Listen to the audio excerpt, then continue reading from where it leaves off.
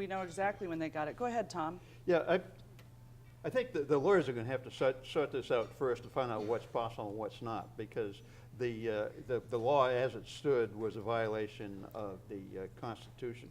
And so they'll have to come up with some restrictions that do meet the constitutional requirements. But I think one of the issues that we need, what the world needs now, is Love, Sweet Love. If well, you start singing the Beatles, I have a whole new life. That's what the world needs now is a spam filter for television.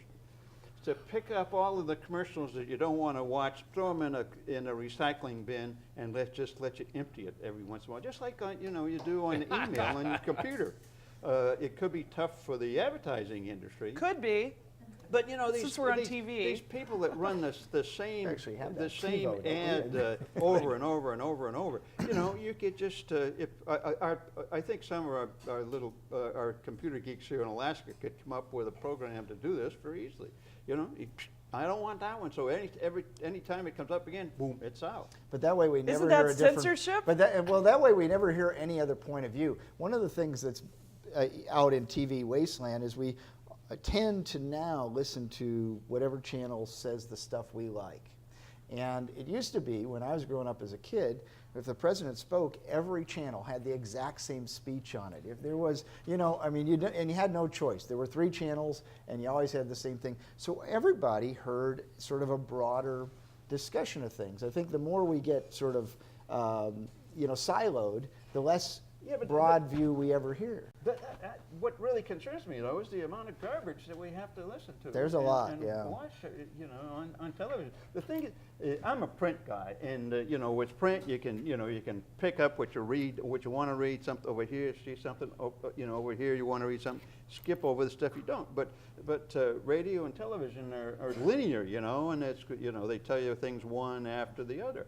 Well, if you have to sit there and sit through it all, that's an ordeal. Yeah. And you shouldn't have to. And I think our well, you can. Well, you can just turn it off. Our computer geeks need to figure out how to do it automatically. Well, what's going to happen pretty soon after you see that one commercial, time over time, you're going to have that little talk with your doctor. It's just going to happen because it's in there in your bag. 7 times. What we need is more, and I think this will come as time goes on with blogging and with all these. Basically, things take a while to evolve and develop, and it's only when you look back and say, well, of course we had bloggers, and that became the BS strainers. That's what we need. We need BS strainers. What the old bull rider said on Sunday was, look, if money talks, the rest of us are going to have to talk louder. Yes, you're right, because right now, freedom of speech, I don't have the same freedom of speech as a company. And I have a TV show, I have a radio show, I have a blog, and a really big mouth, and I don't have half of what a corporation is able to do. And I think that it could be really devastating. I know that last year there was an ordinance, GLBT ordinance here in the city, that was to add the gay and lesbian community to the protection from being discriminated against over education, employment, and housing. You couldn't say you're gay, you got to move out. You could say you're a slob and you don't pay your rent, and that's fine if they happen to be gay. But anyway, so there was this huge drama week after week, and people were being bussed in from Wasilla, and they were allowed to speak on an ordinance in a city that they don't vote in, they don't pay taxes in, they don't live in, etc. Well, this Friday, the day after the Supreme Court decision, a letter was written from a group, and by the way, they were invited to be here to talk about this, but I didn't put their name on a chair because they didn't have a real clever name. But this group, they're called the Conservative Patriots Group, which when you have to call yourself that, you probably aren't. But they basically have asked, it's like when you're like, I'm Joe Christian. Or Jerry Prevost, for that matter. When you have to say this, it really raises some flags. This group is Wasilla-based. They wrote a letter to APOC last week. Actually, they wrote it to APUC because they wrote to the Alaska Public Utilities Commission, which I don't know which doesn't exist. Well, we need the sewer treatment plants to deal with what these people put out. It's just been amazing.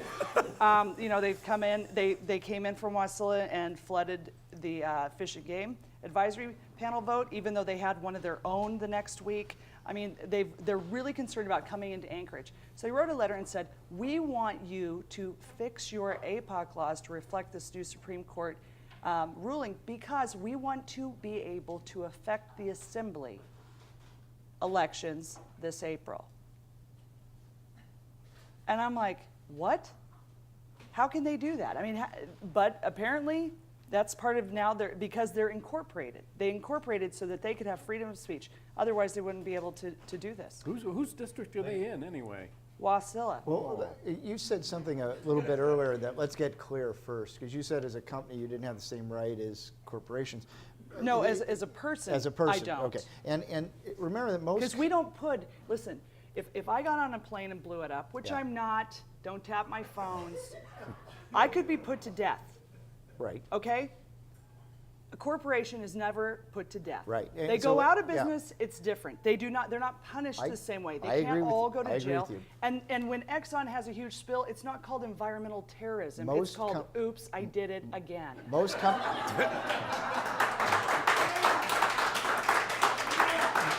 companies in Alaska are not corporations. And that's an important thing to remember.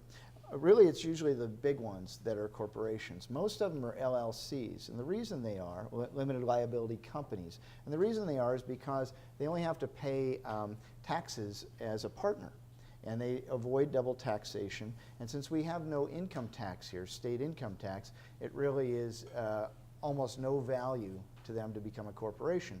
So this law, or this decision, only really affects corporations.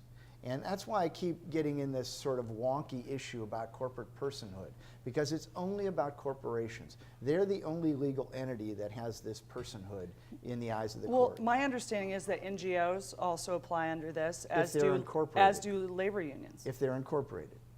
Anything that's incorporated. And suddenly that's fair, because you know Greenpeace and the NEA have about the same resources as, oh, I don't know, Northern Dynasty. I mean, it's just insane to say So- that these things are equal. But the question still is the exact same, which is, do those incorporated entities, should they have a voice just like you as a person? And if you decide they do, then it's not a fair voice, because one group is generally much better heeled than the average person. Exactly, Right? but here's the thing. We can sit here and debate if that's okay or not. Well, but I don't think it is okay. Right. Yeah. I don't think it's okay either, and Yeah. neither do a lot of people. However, the Supreme Court says it's okay. They do. And so they get to pick, because they're supreme. Whatever. Well, I don't- It's really disturbing to me that 5 people decided for every corporation and every person. Well, Shannyn, I think you're maybe overworrying the problem a little bit. What the Supreme Court decided is that the law as it stands is illegal, and what we're going to have to do is come up with some new law that levels the playing field that can stand the test of the Constitution. Yeah, Well, but the problem is that they threw out 2 precedents, 2 really Right. solid precedents along with it. Over the course of 20 years. Well, Yeah. I can't Yeah. believe that there's no way to do it short of my spam filter. Well, but there's- I'll take the spam filter, that's all I get. Well, what they have to do is to have a amendment to the Constitution, and that's a lot. They'll have to have a Yeah. constitutional convention to override this, is what they're That's- saying, which is a lot more. We've got to run to a break. We're going to come back, and guess what? We're going to take questions from the audience, All Tom. It's going to be fun, I promise. I know what some of them are for you. No, I'm kidding. I don't. It's always a surprise. I'm Shannyn Moore. We'll be right back.